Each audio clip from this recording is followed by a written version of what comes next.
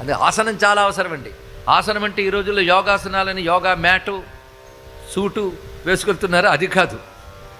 ఇప్పుడు ఏంటంటే యోగా కూడా ఆసనాలు ప్రాణాయామాలని మధ్యలో అష్టాంగాలు 2 లాక్కొచ్చి అదే యోగం భ్రాంతిలో మనం ఉన్నాం. అష్టాంగ యోగం అంటే యమనియమాసనం, ప్రాణాయామ, ప్రత్యాహార, ధారణ, ధ్యాన, సమాధి అని అష్టాంగ యోగం.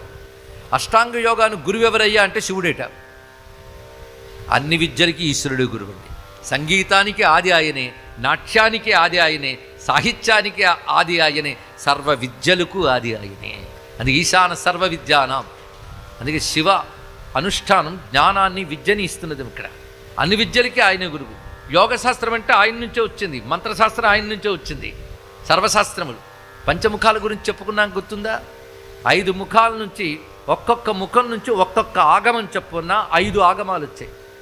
ఆగమాలు 5: పూర్వామ్నాయ, పశ్చిమామ్నాయ, దక్షిణామ్నాయ, ఉత్తరామ్నాయ, ఊర్ధ్వామ్నాయములను 5 ఆమ్నాయములు ఉంటాయి. ఆమ్నాయములు అంటే మంత్రశాస్త్రము అని అర్థం. ఇక్కడ అందులో ఉన్న మంత్రములే మంత్రములండి. అవన్నీ వైదికమైన మంత్రములు. సర్వదేవతా మంత్రాలు అందులో ఉంటాయి. విష్ణు మంత్రాలు, శివ మంత్రాలు, శక్తి మంత్రాలు, గణేశ మంత్రాలు, సూర్య మంత్రాలు, ఇంకా అనేక దత్తాత్రేయాది దేవతల మంత్రాలన్నీ కూడా ఈ 5 ఆమ్నాయాల్లో ఉంటాయి. ఈ 5 ఆమ్నాయాలు ఓంకార స్వరూపుడైన శివుని యొక్క 5 ముఖాల నుంచి వచ్చాయంటే, ఆ ముఖాలు తలంచుకుంటేనే చాలు. 5 ఆమ్నాయములు అంటే సర్వమంత్రములు ఆయన ముఖముల నుంచే వచ్చినటువంటివి. అటువంటి పరమేశ్వరుడు. అందుకే యోగము కూడా ఆయన యొక్క స్వరూపమే యోగశాస్త్రం. ఈ మధ్యన ఒక పాశ్చాత్యుడు Shiva the lord of yoga అని పుస్తకం రాశాడు. వీలైతే మీ పిల్లల చేత చదివించండి, అప్పుడు తెలుస్తుంది హిందూ మతం గొప్పతనం ఏమిటో. ఈ ధర్మంలో పుట్టడమే ఒక అదృష్టం అనే భావం వాళ్ళు కలుగుతుందండి.